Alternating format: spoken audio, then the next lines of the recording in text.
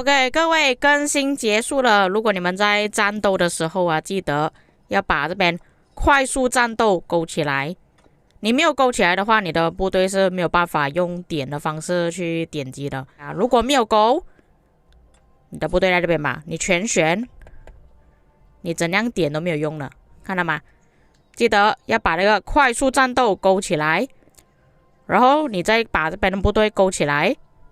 看到吗？再来那个盟友部队呢，其实是一定要对方跟你有结盟关系啊，就是你可能看到对方的部队是黄色的，而不是像这种我在这个联盟，他在另外一个联盟，我依然还是可以攻击到他的。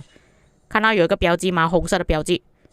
代表着我攻击对方的城市。那当然啦，如果你完全不想要攻击到城市，就是怕有误点的问题的话，你可以把城市这个勾选取消掉，你就完全攻击不了他的城市了，没有那个标记出来了。完全没有。然后像我现在还是可以攻击野蛮人，看到吗？41等级野蛮人，他有跳出来。如果我把那个野蛮人给勾选掉，我就攻击不了了。所以如果你们在战斗的时候不想要点到任何东西的话，最好就是把这些勾选全部取消掉，你就会只专注在打敌人而已，不会再打到任何的野蛮人、采集点，还有自己的盟友、建筑物。这样子可以更加提高我们的战斗体验。它就是我们战斗的时候，现在只是需要用点击的方式了嘛，就会快很多。但记得啦，要把那个快速战斗给勾起来，没有勾起来的话是没有办法用点的方式了，你依然还是要用拉的。就比方说我现在取消掉勾选，然后我点，已经没有反应了。所以这个也是保留着玩家喜欢的操作手感吧。如果你喜欢用拉的话，可以继续用拉的方式。但如果你觉得拉比较麻烦的话，就可以点开勾选。因为我发现到点击其实好像有点慢半拍的感觉，不知道是不是我的错觉。如果各位没有看到快速战斗的界面呢，你们可以去设置中打开。除了快速战斗之外，这边还会有一个过滤模式，大家也可以打开。打开了之后，你就可以过滤友军、敌军、盟友他们的名字、头像等等之类的东西。同时间也会出现在你的界面左下角，你可以打开，然后你也可以自己选择要过滤哪一个部分。像默认它都会自动把我们勾选掉友军的部队还有头像。当然这边还有一个地图标记，不懂各位有没有注意到？那么在之前就只有主播有主播模式可以把地图的标记给屏蔽掉。那我们先来看一下普通的玩家能不能够屏蔽掉这些地图标记。是可以把标记给隐藏起来。各位可以看到我这边有一个太阳标记，还有一个盾牌标记。不过标记的部分其实我有些担心了，就是有一些玩家他们完全不去看标记要做什么东西，可能会有这样子的事情发生。但是有时候我们打仗啊，那个标记确实会导致到我们没有办法看到战斗的场面，所以隐藏标记这个部分呢还是会有用到的，只是看你自己怎么用而已。还有各位应该可以发现到曹操的头像不太一样了，这个就是之前有说过的统帅的设计会改变。那你们可以最明显看到变丑的就是埃塞俄如果你们想要切换的话，就要点击好感度，在统帅图案的左下角呢，这边有一个标记，你们点击之后就可以转换成旧的版本跟新的版本。显然可以看到新版本的埃塞俄他变矮了，腿没有这么长了，而且变胖了感觉。下一个我觉得改的比较满意的就是曹操了吧，变成比较雄壮威武一点了。像之前版本看起来就是一个胖大叔啊，改版之后就真的比较有威风凛凛的感觉。而且这个改版也是有细节啊，如果你用回旧的，它就会用回旧的头像；你用新的版本，就会用新的版本头像。下一个就是李成桂，我觉得他这个样子看起来没有这么帅啊，之前版本呢会比较帅一点。不过换了之后有一点新鲜感吧，不至于让我们觉得来来去去那个造型都是差不多的。下一个就是袁义经，从原本半蹲的姿势变成站着的姿势，也可以让我们完全看到袁义经他本身的姿态是怎样的。下一个有改的就是紫色的贞德，可是我觉得旧版的比较好看呢、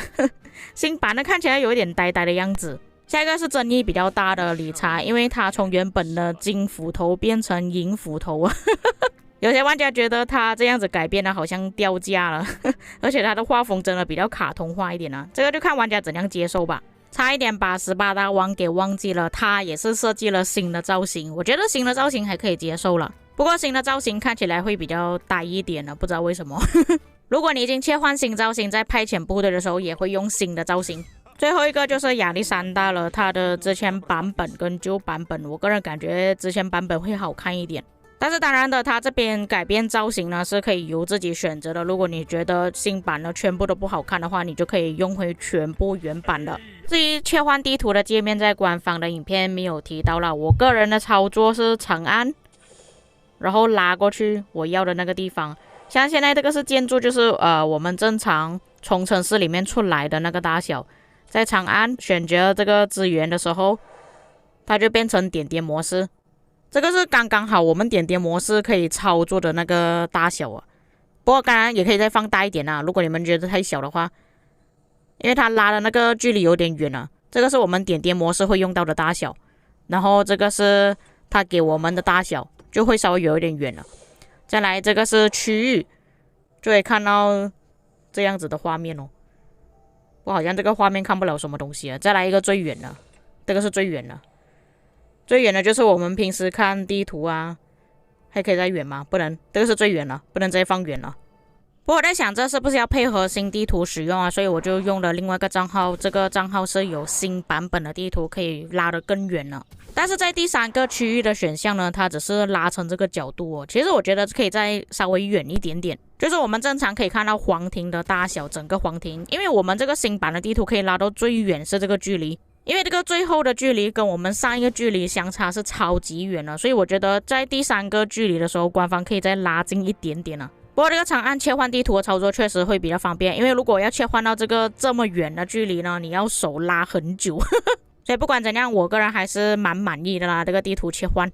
就是这个画面上的大小，如果它第3个选择可以放到刚刚我所放的那个大小，就刚刚好了。接下来要给大家演示一下激战行军了，因为在官方的影片中，他们激战行军好像表现的不是这么明显。首先我先把一支队伍拉出来，让他先跟我的小号打起来，这样子我才可以触发到激战行军，然后去设置中把激战行军这个部分给开启，然后我先退出联盟，这样子我才可以打我的小号。然后我先让我的贝利去打我的小号先，但是在这个时候我发现到有一个问题，我后面再继续跟大家讲。我先让我的贝利跟我的小号打起来，其他的队伍在我的后面经过，看他会不会直接去攻击埃塞尔。但是我的队伍其实已经经过了，不知道是不是感觉距离太远的关系啊，所以我切换了这4支队伍的方向，把它走过去埃塞尔那边。接着它就自动打起来了，看到吗？就是说现在激战行军呢，就是不需要我们再额外去点激战行军，只是需要长按，它就会激战行军走过去对方的方向。但是各位要记得，这个必须要把快速战斗给勾选起来，然后长按地面才会有激战行军。就是你们看到我有跑一个圈圈出来，并且你们也可以看到我的统帅头像标记那边有紫色的符号，就代表说他们正在激战行军。同时间你要配合用点的方式拉开你队伍也是可以的。那么这个操作有什么好处呢？就是我们如果是用手机来操作这个游戏的话，就会变得更加简单，我们不需要一直去点击敌人了。再来我说刚刚发现到的一个问题，就是如果你勾选了其他队伍，但是有一个队伍没有点选到的话，你是没有办法用拉动的方式把它给拉开的，你必须要点到这支队伍，再点地面才可以把它拉开，除非你把快速战斗给取消掉。这样子操作会有什么后果呢？就是原本我们在打架的时候，我们可以特定的把一支部队给拉开，但是如果是用这个点击方式的话，变成我们的操作会稍微慢一点，我们必须要点旁边的部队，点了一次再一次才可以把它拉开。为什么要点2次？第一次是点选的时候，它会取消掉全部全选，第2次才是点选你要拉开的那位统帅，所以会有一些操作上的问题。下一个就是野蛮人还有采集点了，采集点最高等级可以到8等级，野蛮人最多可以到40等级，但同时间我们的野蛮人城寨也是提升了等级，这个部分在官方公告里面是完全没有提到的。而且我这个不是在 KVK 里面的地图，这个才刚前置而已，在王国里面就已经有这么高等级的野蛮人城寨了。我不确定最高等级有多少等级，我这边找到一个10等级的，我就试试看打。而且就连正常的野蛮人也会掉落装备材料了，但是我用我的小号去测试过，看打野蛮人会不会掉落材料，我是完全没有发现到，我不确定这个是不是 bug 来的。不过10等级的野蛮人城寨打起来还是有一点难度的，所以带你们好一点的统帅会比较安全一点的。像我这个统帅呢，他是已经有专属铭文了，打出来还是剩下半条血。至于奖励的部分确实有多了那么一点点，上面是打10等级，下面是打5等级的。至于下面那份就是打10等级的野蛮人城寨，可以看到它这边的奖励除了比较多之外，它的加速也会变多了一点点。还有就是发现到5等级的野蛮人存在很难找到，只能打10等级左右的。下一个就是新增了朗纳尔的叙事，这里可以看到他的表情包，但是我觉得他这个表情包呢，不是特别好。我个人觉得最好的依然还是李成规的表情包，这个拜拜是真的设计到很好，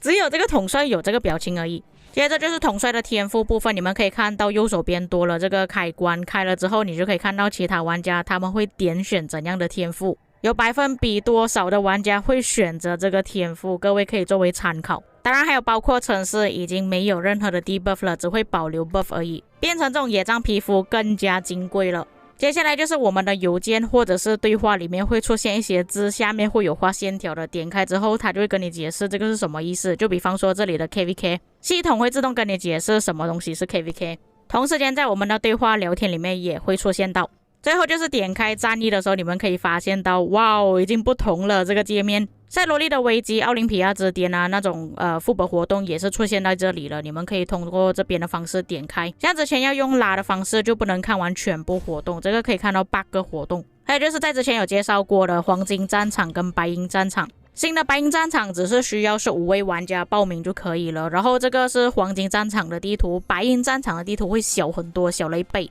当然规则方面也是有一点不同啊，各位要自己去查看。就比如说拿到了建筑物之后可以获得的争议，还有打完比赛之后获得的奖励也是有减少。以上就是更新之后的介绍啦，其他的一些更新呢要等到活动推出才可以介绍给大家。至于各位在体验了更新之后的版本操作有什么感想呢？可以在评论区给我知道，还是你有发现到什么隐藏的更新呢？也可以在评论区告诉我们。以上就是本期内容，我们下个影片再见。